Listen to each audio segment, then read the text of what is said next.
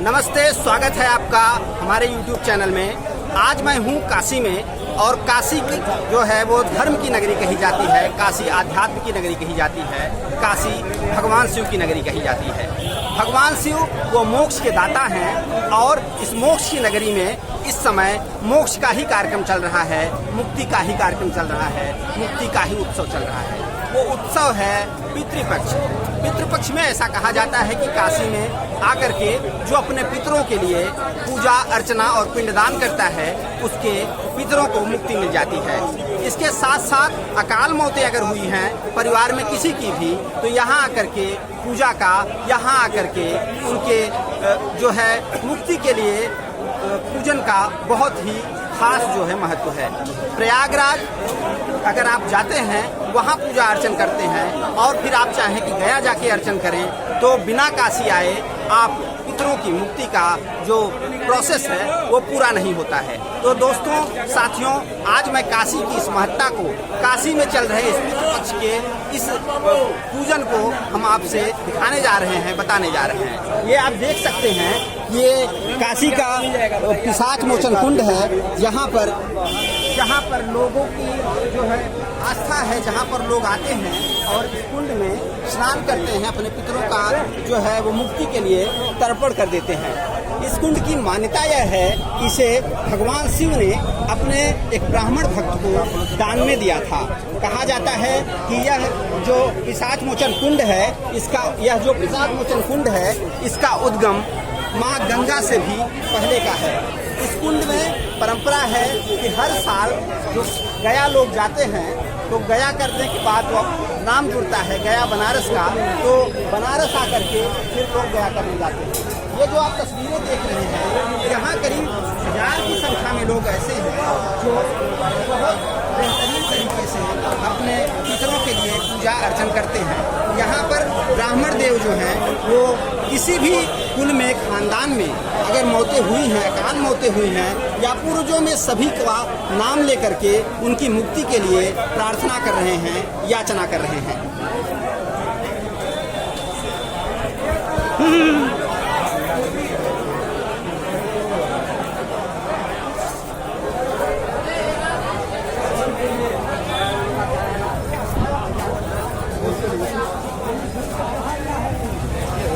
कहाँ से आए हैं बाबा? कहाँ से आए हैं? इलाहाबाद से। तो मैंने यहाँ जो है वो अपने परिवार की मुक्ति के लिए आप जो है याचना करने आए हैं। क्या नाम है? अशोक द्विवेदी। अच्छा, अशोक द्विवेदी नाम है आपका। तो यहाँ आपका प्रोसेस हो गया सारा? हाँ। क्या क्या करना पड़ता है वैसे यहाँ? यहाँ पर 16 पिंडदान। अच्छा। वही सब पुरखों के लिए, कोई बच्चा अगर बीच में खत्म, नवजात खत्म हो गया उसके लिए, नाना नानी के लिए। अच्छा। जैसे हमारे पिताजी के बड़े भाई हैं, कोई नहीं है, उनके लिए। अच्छा। पूर्वजों के लिए है, पूर्वजों के लिए पूरी याचना एक, हाँ, एक आस्था चली आ रही है। हर एक के लिए 16 पिंडदान किया जाता है। हाँ, कि 16 में सबका हो जाता है? 16 में सबका होता है। अच्छा। एक लंबे साइज का होता है अंडा का, वो गुरुकुल के लिए होता है। अच्छा, गुरुकुल के लिए, मैंने अपने गुरु को भी। गुरु के अगर नहीं है तो उनके परिवार में जो खत्म है उनके लिए। अच्छा, माने अपने पूर्वजों से लेकर के, हाँ, अपने नात रिश्तेदार, नाना नानी, हाँ, तो उसके बाद जो है आप अपने गुरु तक का भी यहाँ जो है उन्हें मुक्ति देने का कार्यक्रम किया जाता है। तो गुरु मंत्र के बाद ही तो यहाँ आएंगे। अच्छा, गुरु मंत्र के बाद ही यहाँ आना। गुरु मंत्र लिए बिना नहीं आ तो सकते। इसके पहले आप वहाँ प्रयागराज भी गए थे? नहीं, वहाँ तो घर ही है। वहाँ घर ही है। गया गया जाने का कुछ ऐसा? हाँ, गया जाने का अभी गया जाना है। तो दोस्तों, जैसे कि कहा जाता है हमारे रीति रिवाज परंपराओं में, जो कहा जाता है कि हमारे यहाँ मानव ही देवता के रूप में है। कहा जाता है कि कण-कण में भगवान है और हर शरीर में ईश्वर का वास है। तो जीते जी तो हमारी परंपरा कहती ही है कि आप अपने लोगों का सम्मान करें, लेकिन मृत्यु के बाद भी हमारे परंपरा में, हमारे यहाँ ऐसा कहा जाता है कि आप उन्हें धरा से लेकर के आकाश तक, धरा से लेकर के स्वर्ग तक उनकी याचना करते हैं, उनका सम्मान करते हैं, उन्हें सही जगह पहुंचाने का कार्य करते हैं, ताकि वो नए योनि में फिर से एक नए जीव के रूप में उतर सके और नया जीवन पा सके। हम और कुछ चीज़ें जानने की कोशिश करेंगे कि यहाँ आखिर और क्या चीज़ें होती हैं।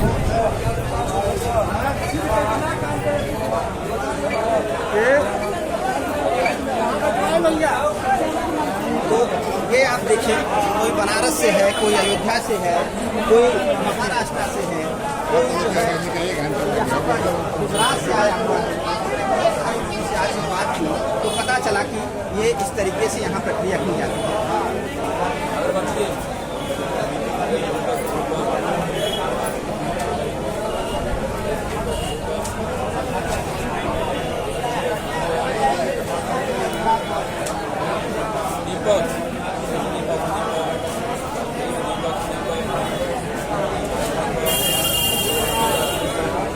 एक ही जगह नहीं है, आप देखिए एक किनारे से लेकर के यह जो पितृपक्ष का जो कार्यक्रम है, जो पितरों के लिए पूजन का कार्यक्रम है, ये हो रहा है। हम आप आगे आपको बताएंगे कि और लोग कहाँ से आए हैं।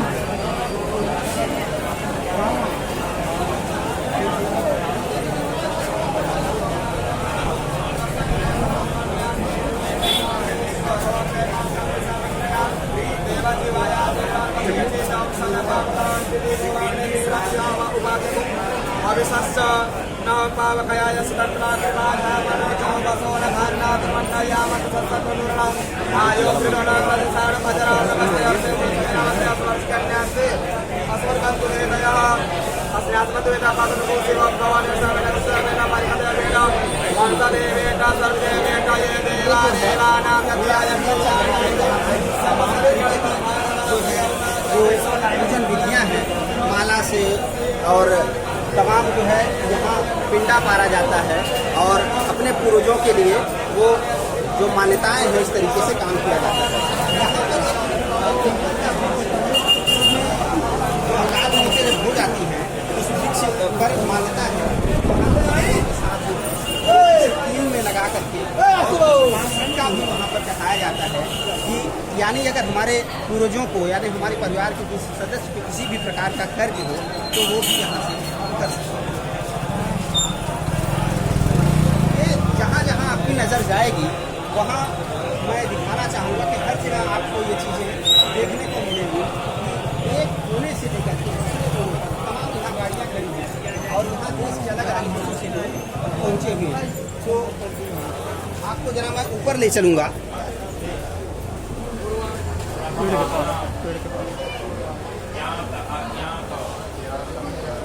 देखिए कैसे पंडित जी की प्रक्रिया एक बार मैं आपको सुनाना चाहूँगा। क्षत्रियाणां वैश्यानां शूद्राणां अनुलोम जातीनां निषाद जातीनां नीच जातीनां च पुंसां स्त्रीणां च भूत प्रेत पिशाच ब्रह्म राक्षस सतवादी पापयोनि गतानां द्वेषादि प्रीत्यादि गृहधनादि संबंधेन अस्मत्कुले पीडाकारिणां नागादीनां पिशाचत्वादि। आप जरा बताएं वो क्या है जो काले कलर का वायुरूपाणां सफेद और सात्विक राजस तामसानां विष्णु ब्रह्म रुद्र मयानां प्रेतानां प्रेतत्व विभक्ति उत्तमलोक प्राप्त्यर्थं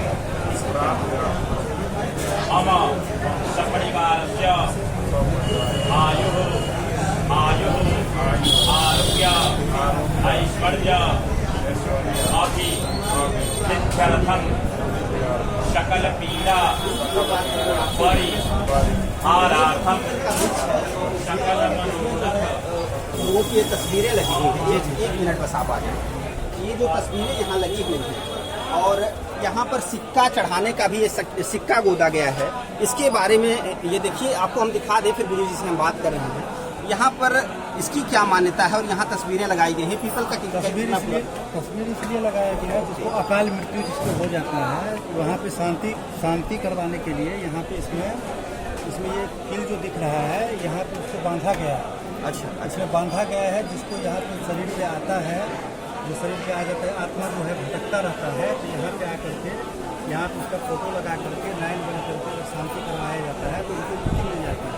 इसीलिए ये किल और ये फोटो जो देखें लगाया गया है। अच्छा, नारायण बलि के बाद जो है वो यहाँ आकर के तो माने ये जो कील लगी हुई है, जो पैसे लगे हैं, ऐसा माना जाए कि एक कोई आत्मा ही यहाँ पे हाँ, आत्मा यहाँ पे विराजमान है। रात्रि में जैसे आएंगे तो अभी भी यहाँ पे डर लगता है। रात्रि में 8 बजे के बाद यहाँ आएंगे तो अभी भी आपको डर लगेगा। तो माने यहाँ आत्मा जो है वो आपस में रहता है। आप यहाँ माने आत्माएं हैं। आत्माएं हैं, लेकिन यहाँ पे ये जो आत्माएं हैं यहाँ पे आकर के उनको शांति मिल जाती है। अच्छा, शांति मिल जाता है तो जो आते हैं उनको यहाँ पे मोक्ष मिल जाता है। तो इसीलिए यहाँ पे आकर के बनारस में क्रिया की। और ये जो सिक्के का चलन है ये और कहीं दूसरी जगह नहीं दूसरी जगह नहीं है। अब वैसे किसी भी पीपल पेड़ में जाएंगे तो शनि का शांति होता है। जी। तो वो किसी भी पीपल में अगर जाएंगे तो लोग जल चढ़ाते हैं या दूध चढ़ाते हैं तो शनि का शांति भी हो जाता है।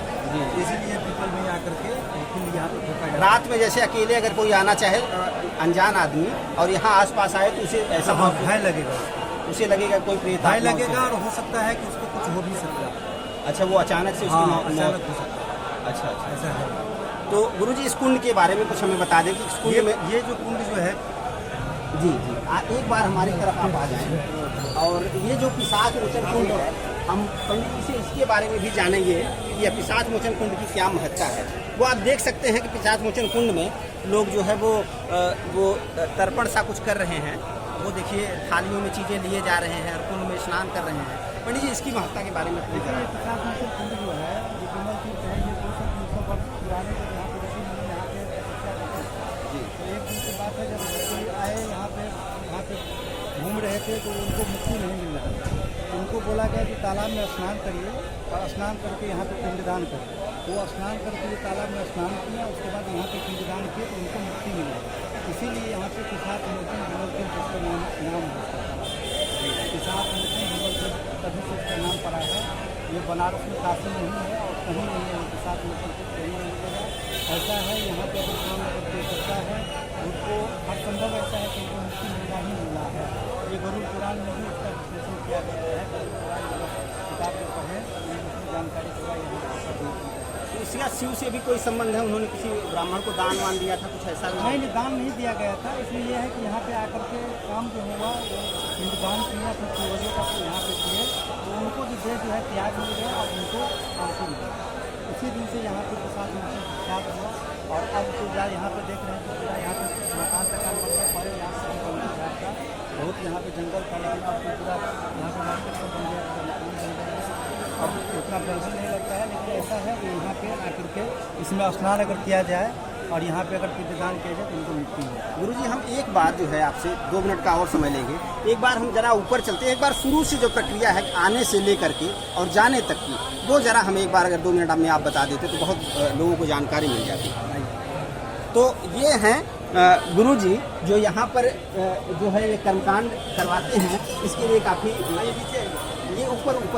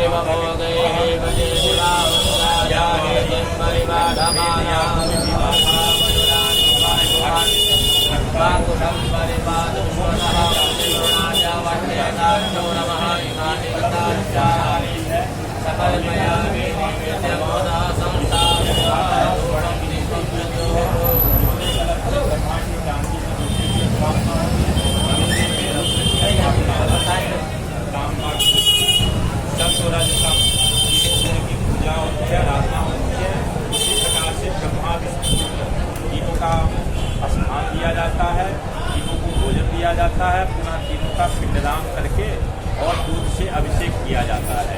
इसके बाद हमारे जो भी भाग्य से रिलेटेड नकारात्मक ऊर्जाएँ हैं, जो हमारे भाग्य को, हमारे परिवार के व्यवस्थाओं को प्रभावित करता है, कार्य व्यापार में बाधा उत्पन्न करता है, उससे हमें मुक्ति मिलती है और पितृ प्रसन्न होकर हमें आशीर्वाद प्रदान करते हैं।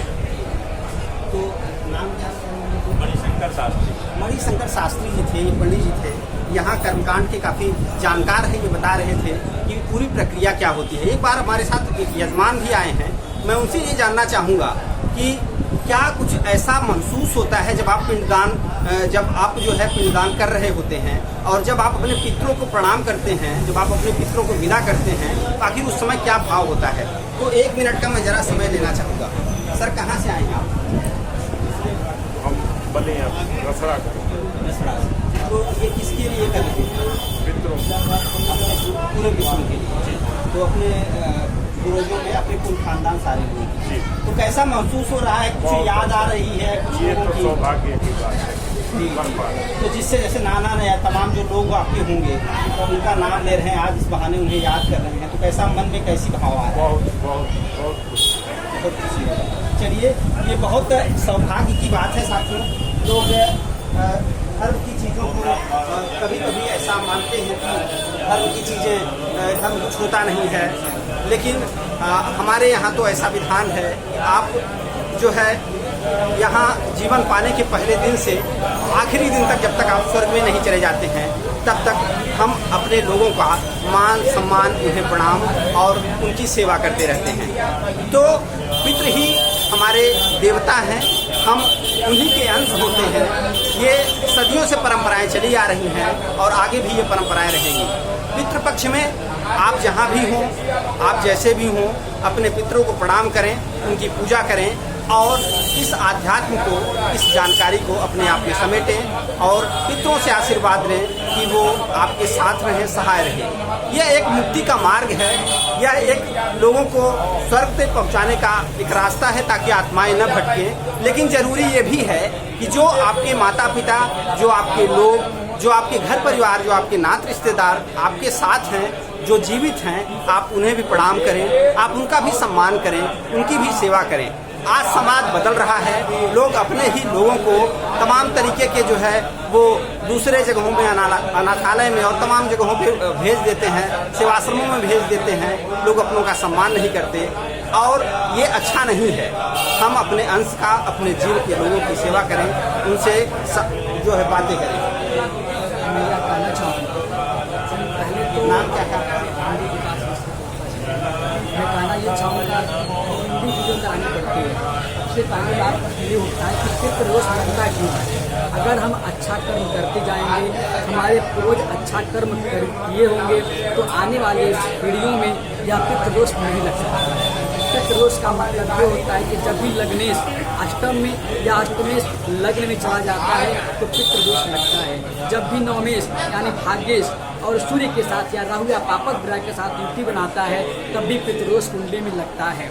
इसका मानना ये होता है कि पिछली पीढ़ी में कोई व्यक्ति ऐसा है जो स्त्रियों का अपमान किया हो या अपने पूर्वजों का अपमान किया हो, तभी पितृदोष लगा होगा है उसकी कुंडली में। इसलिए अपने माता पिता, अपने गुरुजनों, अपनी पत्नियों, स्त्रियों, माता बहनों सभी का सम्मान करें, उनका पूजन करें, क्योंकि उनका अगर पूजन सम्मान आप कर रहे हैं, आने वाली पीढ़ी में आप पितृदोष के भागी नहीं बनेंगे। और त्रिपिंडी का मतलब ये होता है उससे मुक्ति का मार्ग दिया जाता है। 3 पुष्ट के लोगों को और सगे संबंधियों को तर्पण और भोजन दे करके उनके कल्याण के लिए, उनकी मुक्ति के लिए एक साधन बनाया गया है। और ये पिशाच मोचन विमल तीर्थ के नाम से प्रकाशित है, पूरे विश्व में इसे जानते हैं। बहुत धन्यवाद आपका। और एक बार हम यहाँ थोड़ा सा तस्वीरें आपको ये बस दिखाना चाहेंगे कि जरा आप देखिए कि कैसे जो है देश के कोने कोने से लोग यहाँ ऊपर नीचे चारों तरफ जो है लोग भरे हुए हैं।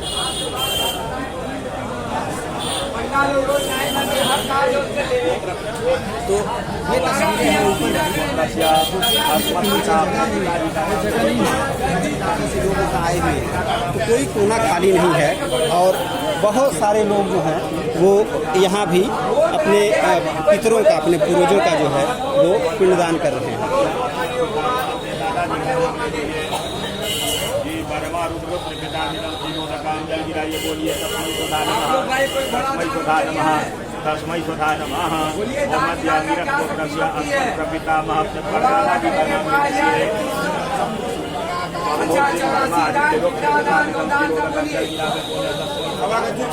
तो आज की तस्वीरों में दोस्तों, आज की इस वीडियो में इतना ही। आगे फिर किसी नई वीडियो के साथ आपसे मुलाकात होगी। आप हमारे चैनल को सब्सक्राइब करें ताकि नए वीडियो से आप अपडेट होते रहें। धन्यवाद।